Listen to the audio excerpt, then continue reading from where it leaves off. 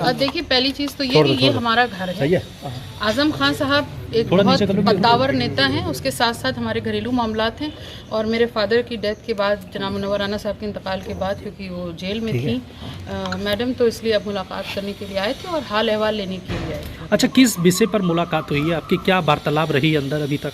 वार्तालाप में सबसे पहला मुद्दा तो यही है कि आज़म खान साहब पर ये जो बिना किसी आधार के जो मुकदमे किए गए हैं और किस तरीके से उनको प्रताड़ित किया जा रहा है, जाहिर सी बात है उस पर चर्चा हुई। किस तरीके से जेल में एक महिला को परेशान किया गया, किस तरीके से उनकी प्रताड़ना की गई, उस पर चर्चा हुई है। और जाहिर सी बात है कि आगे किस तरीके से, क्योंकि इस बार चुनाव जो हुए थे उसमें एक अच्छा प्रदर्शन किया समाजवादी पार्टी ने, उसको लेकर के भी खुशी जाहिर की है तज़ीन फातिमा जी ने, और ये खुशी जताई है और उम्मीद जताई है कि 2027 में यकीनी तौर पर सरकार। देखिए, बिल्कुल ये तो आज का नहीं है।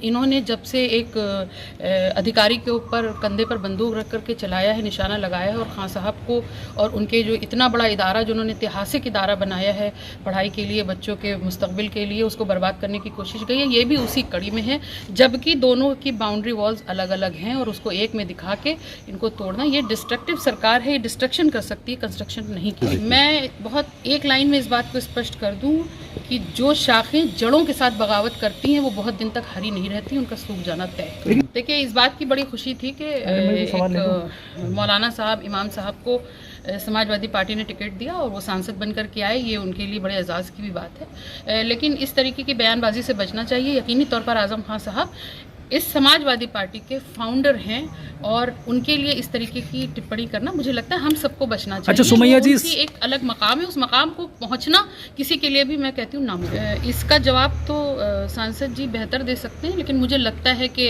एक शिष्टाचार मुलाकात ज़रूर बनती थी, क्योंकि वो रामपुर से सांसद चुने। देखिए, बिल्कुल आपने हाथरस वाली बात की, उस पर मैं ज़रूर कहूँगी। ये जो लापरवाहियाँ होती हैं, और इसका बड़ा खामियाजा सबसे ज़्यादा परिवारों को भुगतना पड़ता है, क्योंकि आप जितना मुआवजा भी दे दीजिए लेकिन आप जाने वापस नहीं कर सकते। तो बेहतर यह है मुआवजों की बात ना करके पहले ही सुरक्षा का इंतजाम इतने कड़े होने चाहिए, और बहुत से फर्जी जो मौलवी या बाबा ढोंगी टहलते हैं उनको पहले से उनके ऊपर शिकंजा होना चाहिए।